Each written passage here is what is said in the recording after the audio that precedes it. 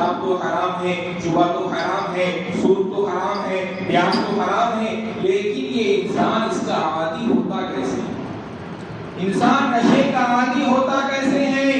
تو ایک جو چند وجہ ہماری سمجھ میں آئی، ایک وجہ اس میں سے یہ آج کا انسان ڈپریشن کا شکار ہے، مایوسی کا شکار ہے۔ ڈپریشن کسے کہتے ہیں کہ انسان اپنے دل میں یہ خواہش کر لیتا ہے مجھے فلاں چیز چاہیے، مجھے فلاں خود کا گھر چاہیے، مجھے فلاں بلڈنگ چاہیے، میں اتنا پیسہ کما لوں گا، میں ایسا ہو جاؤں گا۔ اگر وہ چیز اس سے نہیں ہو پاتی ہے تو وہ انسان ڈپریشن کا شکار ہو جاتا ہے۔ ڈپریشن کہتے ہیں کہ انسان اپنے آپ میں اتنا سوچتا ہے، اتنا سوچتا ہے، اتنا سوچتا ہے کہ اسے کچھ کرنے کی چاہت ہوتی ہی نہیں، اور نہ چاہتے ہوئے بھی وہ شراب کی لت کے اندر، جوا کی لت کے اندر، دیگر برے کاموں کے اندر وہ انسان ملوث ہو جاتا ہے، اور وہ یہ سوچتا ہے کہ میں شراب پی لوں گا، میں نشہ کر لوں گا، نشے کے انجیکشن لے لوں گا۔ بہت سے لوگ یہ سمجھتے ہیں کہ صرف شراب ہی حرام ہے، انہیں یہ نہیں معلوم کہ شراب کے انجیکشن بھی آتے ہیں، نشے کے انجیکشن بھی آتی ہے، دوائی بھی آتی ہے، اگر وہ بھی آپ کھائیں گے تو بھی حرام ہوگا، اس کا بھی گناہ آپ کو ملے گا۔ ان تمام کا حل شراب پینا نہیں ہے، اپنے غلطیوں کا حل شراب پینا نہیں ہے، اپنی ناکامیوں کا حل شراب پینا نہیں ہے، بلکہ ہماری ناکامی کا حل اگر نہیں ہے، اللہ فرماتا ہے الا بذکر اللہ تطمئن القلوب، اے لوگوں کان کھول کر سنو، تمہارا دلوں کا سکون نہ مال گاڑی میں ہے، نہ نشے کے اندر ہے، نہ دنیا سے، نہ دولت سے، نہ گھر آباد کرنے سے، سکون دل کو ملتا ہے خدا کو یاد کرنے سے۔ شراب میں سکون نہیں ہے۔ انسان یہ سوچتا ہے کہ وقتی طور پر جب تک شراب کا نشہ ہوتا ہے انسان مست ہوتا ہوا نظر آتا ہے، دنیا سے اسے کوئی فکر نہیں ہوتی، عقبہ سے کوئی فکر نہیں ہوتی۔ انسان یہ سوچتا ہے میری دنیا کے اندر اگر کوئی محبت والی چیز ہے، کوئی پیاری چیز ہے تو وہ ایک ہے کہ میں کوئی نشہ کر لوں، اور جب تک وہ نشہ میں رہے گا اس انسان دنیا سے کچھ فرق نہیں پڑے گا، دنیا سے اسے کچھ معلوم نہ ہوگا کیا ہو رہا ہے اور کیا کرنا چاہیے۔ مسلمانوں یہ شراب کی حرمت ہے، یہ شراب کی عذاب ہے۔ ایک بہت سے انسان آج کل انسان ماڈرن ہو چکا ہے، آج کل کے نوجوان لڑکے اور لڑکیاں اپنے موبائل فون کے ذریعے حرام کاموں کے اندر ملوث ہو جاتے ہیں، منجائی محبتیں کر کر جب محبت میں ناکام ہو جاتے ہیں تو وہ نشے کے عادی ہو جاتے ہیں، اور یہ سمجھتے ہیں کہ ہم نشہ کر کے اس محبت کو ہم نے بھلا دینا ہے، لیکن ایسا کبھی نہیں ہوتا۔ وہ انسان دن بدن اپنے آپ کو گناہوں کے دلدل میں پھنستا ہوا نظر آتا ہے، اپنے آپ کو گناہ سے بچنا ہے، اپنے آپ کو حرام کاموں سے بچنا ہے۔ ہمیں اللہ کی حکم کو ماننا ہوگا، رسول اللہ کی حدیث پر ہم کو عمل کرنا ہوگا۔ یہ نشے کے اسباب میں سے ایک سبب یہ بھی ہے کہ انسان کے والدین کی لاپرواہی اور بری صحبت۔ آج ہم یہ سوچتے ہیں بچوں کو پیدا کر دینا، پیدا کر کے لکھا پڑھا دینا، ان کے حال پر چھوڑ دینا، یہ کامیابی کی دلیل سمجھی جاتی ہے۔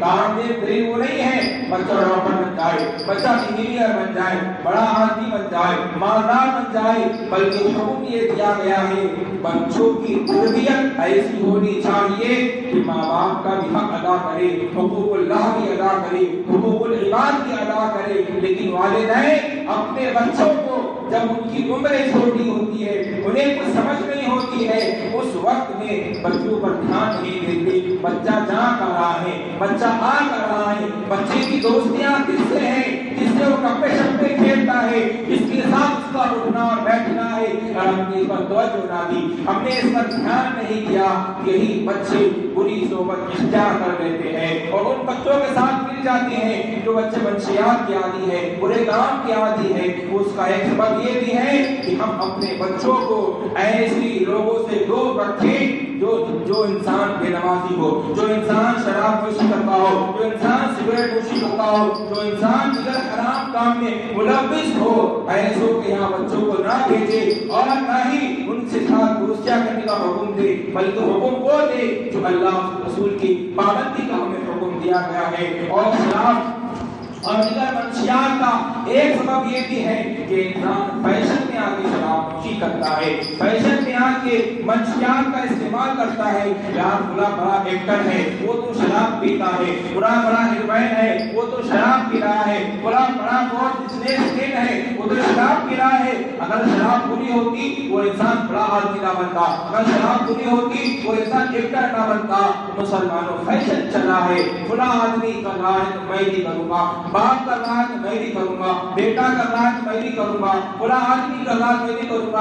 یہ فیشن کے نشے میں آ کر انسان کبھی شراب کا عادی ہو جاتا ہے، کبھی سٹے کا عادی ہو جاتا ہے، کبھی جوئے کا عادی ہو جاتا ہے، کبھی اور دیگر جرس اور دانیے کا عادی ہو جاتا ہے. ان تمام فیشن میں پڑ کر اپنی زندگی کی وہ تباہ کرتا ہے، اپنی آخرت کی وہ تباہ کرتا ہے، اپنی صحت کی وہ تباہ کرتا ہے. ایک وقت وہ آتا ہے جب اس کی شادی کا وقت ہوتا ہے، شادی کے اندر اسے ناکامی حاصل ہوتی ہے، اولادیں نہیں ہوتی. آج ایک مسئلہ بہت عام چل رہا ہے کہ انسان کے یہاں بچے پیدا نہیں ہو رہے، اولاد نہیں ہو رہی ہے. انسان یہ سبب نہیں دیکھتا ہے کہ میں شراب پی رہا ہوں، میں جوا کھیل رہا ہوں، سٹے بازی کر رہا ہوں. ان تمام کے اثرات ہمارے دل پر پڑتے ہیں، ہمارے دماغ پر پڑتے ہیں، ہمارے جسم کے ہر عضو پر پڑتے ہیں اور وہ متاثر ہوتے ہیں. وہ تمام صلاحیتیں انسان کی ختم ہو جاتی ہے. پہلے کے لوگ 60 سال تک جوان نظر آیا کرتے تھے، بیٹھ کر کبھی نماز نہیں پڑھا کرتے تھے. لیکن آج 25-30 سال کا نوجوان دیکھ کے محسوس نہیں ہوتا کوئی 30 سال کا بھی ہے، کوئی 25 سال کا بھی ہے. کیوں؟ اس لیے کہ اس نے اپنی صحت کا دھیان نہیں لیا، اس نے نشہ کو اختیار کیا، اس نے حرام کاموں پہ اختیار کیا. جہاں پر اس نے حرام کا روبہ میں اسے جو عذاب ہونا ہے وہ تو ہو کر رہے گا، لیکن دنیا کے اندر اس نے اپنی صحت کو خراب کر دیا، اپنی صحت کو برباد کر دیا، طاقتوری اپنی ختم کر ڈالی. دنیا کے اندر اسے یہ عذاب مل گیا. اور اس کے نقصانات بھی بہت بڑے بڑے نقصانات ہیں. ہمارے نشے کے اندر انسان جو برابری بھیج دیتا ہے، اہل و عقائد سے دور ہو جاتا ہے. اس طرح ایک دو نہیں انیک شراب کے نقصانات ہیں اور شراب سے سماج پر بھی بہت برا اثر پڑتا ہے. اللہ کے رسول سرور کائنات صلی اللہ علیہ وسلم کے حدیث ملاحظہ فرمائے. حدیث پاک ہے حضرت انس بن مالک رضی اللہ تعالی عنہ سے مروی ہے. رسول اکرم صلی اللہ تعالی علیہ وسلم نے ارشاد فرمایا شراب کی وجہ سے 10 آدمیوں پر لعنت بھیجی. کس کے اوپر؟ شراب کے نچوڑنے والے پر بھی لعنت ہے، شراب پینے والے پر بھی لعنت ہے، شراب لے جانے والے پر بھی لعنت ہے، شراب کے منگوانے والے پر بھی لعنت ہے، اور شراب جس کے لیے لے جائی جائے اس کے لیے بھی لعنت ہے، اس کی پلانے والے پر بھی لعنت ہے، اس کے بیچنے والے پر بھی لعنت ہے، اس کی قیمت کھانے والے پر بھی لعنت ہے، اس کو خریدنے والے پر بھی لعنت ہے، اور جس کے لیے خریدی گئی ہے اس کے لیے بھی لعنت ہے.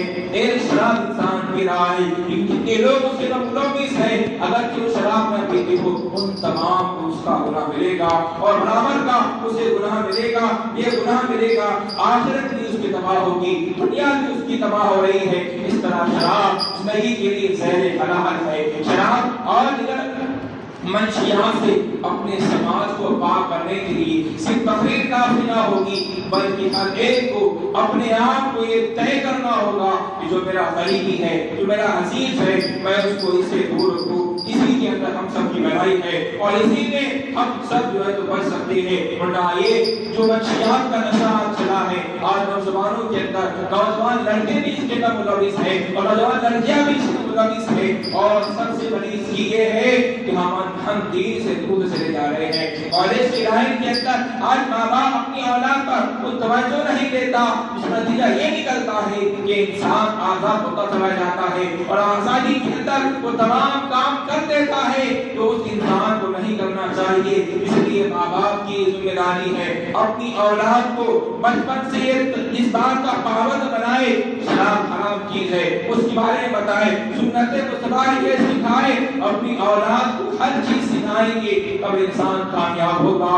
اور جس بچے کے کانوں کے اندر یہ آواز آئے گی جب وہ پیدا ہوتا ہے اس کے کان میں اذان دی جاتی ہے، تھوڑا بڑا ہوتا ہے، بولنا سیکھتا ہے، اس کا ہم نے کلمہ طیبہ سکھایا، لا الہ الا اللہ سکھایا، محمد رسول اللہ سکھایا، کلمہ طیبہ سکھایا، حلال و حرام کی تمیز سکھائی، بچہ اگر پانی گرا ہے، بہت سے لوگ یہ کہتے ہیں کہ چھوٹا بچہ ہے اس لیے جو کرنا ہے کرنے دو، میرے پیارے ایسی بات نہیں ہے۔ بچے کی پرورش کب شروع ہوتی ہے؟ حدیث پاک کی روشنی میں، قرآن پاک کی روشنی میں، اسلاف سلف و صالحین کی روشنی میں۔ میں آپ کو بتاؤں بچے کی پرورش 5 سال کے بعد نہیں شروع ہوتی، بچے کی پرورش پیدا ہونے کے بعد نہیں شروع ہوتی، بلکہ بچے کی پرورش پیدا ہونے سے پہلے ہی ماں باپ پر کی ذمہ داری ہوتی ہے حلال طریقے سے کھائے، حلال طریقے سے کمائے اور حلال طریقے سے مجامعت کرے۔ وہ جب کام ہوگا حلال طریقے سے ہوگا، دعا پڑھ کے ہوگا۔ جب انسان جب ایسے پاک طریقے سے پیدا ہوتا ہے،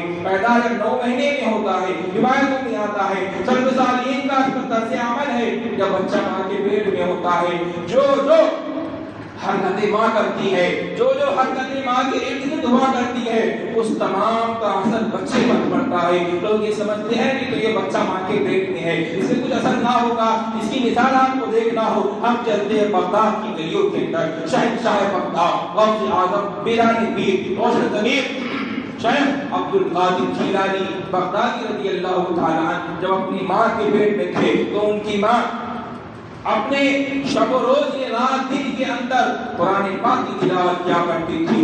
آپ کی والدہ نے 17 یا 18 پارے قرآن پاک کی تلاوت کر لیے تھے، یاد کر لیے تھے۔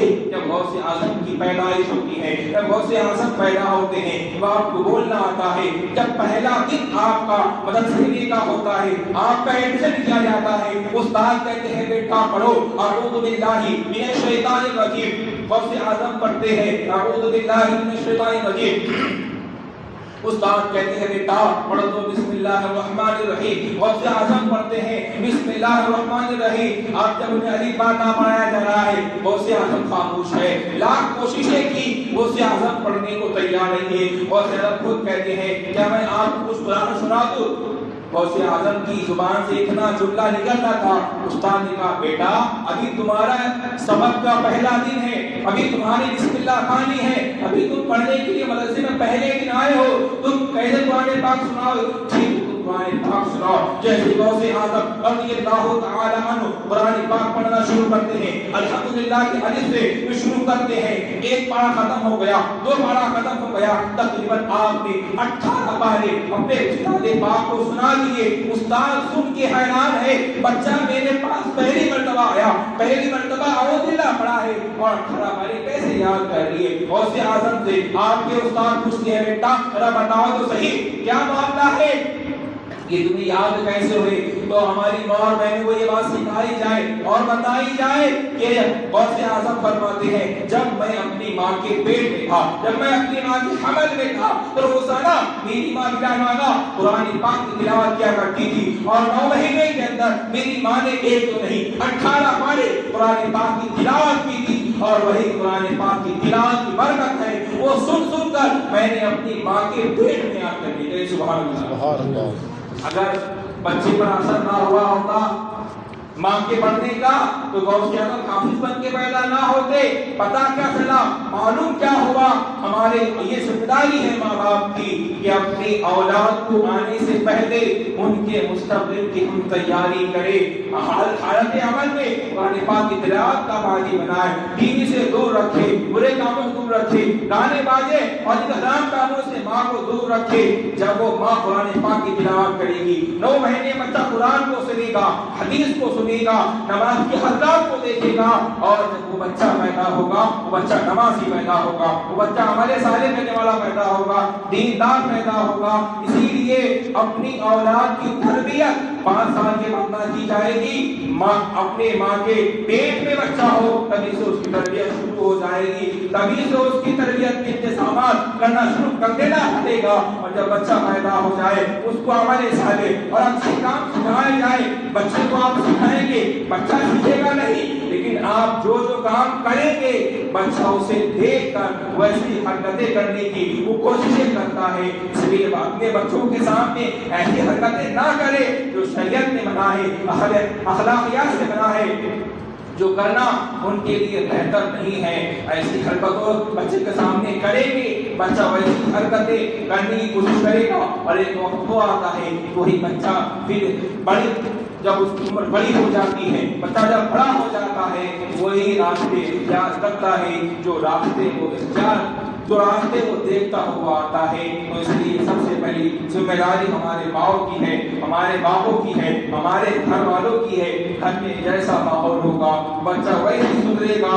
بچے کی سب سے پہلی درسگاہ ماں کی گود ہے۔ ماں جیسا کام کرے گی بچے پر ویسے اثر ہوگا، باپ جیسا کام کرے گا بچے پر ویسے اثر ہوگا، گھر والے جیسا کام کریں گے بچے پر ویسے اثر ہوگا۔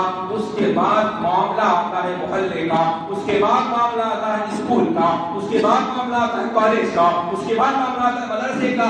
سب سے پہلے ہماری درسگاہ ہماری ماں کی گود ہے۔ ہماری ماں کو اگر یہ سکھا دیا جائے، بڈی میں یہ بات پلا دی جائے کہ تربیت کی جائے گی، نشہ آور چیزیں ختم ہو جائے گی، منشیات کا معاملہ ختم ہو جائے گا۔ اس لیے جب ماں کو معلوم پڑ جائے گا تو منشیات یہ صحت کے لیے زہر حلال ہے، ہماری ماں نہ کھائے گی اور نہ کھانے دے گی اور نہ کھانے کے اسباب پیدا کرے گی۔ تو سب سے بڑا جو حربہ ہے، سب سے بڑا جو سدے بات کرنے کا طریقہ ہے وہ یہی ہے کہ اپنی اولاد کو ہم تربیت والا بنائیں۔ اسی لیے قرآن پاک میں اللہ تبارک و تعالیٰ نے ارشاد فرمایا، یا ایھا الذین آمنوا قوا انفسکم واہلیکم نارا، کہ اے لوگوں اپنے آپ کو اور اپنے گھر والوں کو اس آگ سے بچاؤ جس کا ایندھن آدمی اور پتھر ہے۔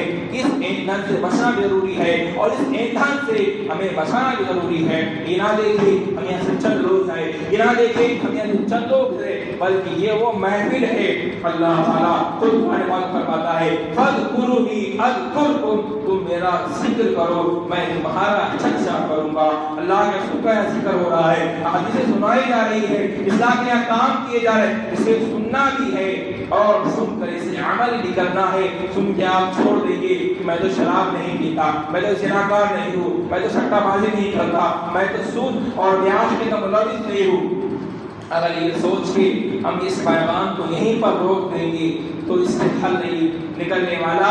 اس لیے کہ شراب اور نشے اور منشیات کو روکنا ایک انسان کی نہیں بلکہ ملت کے ہر فرد کی ذمہ داری ہے۔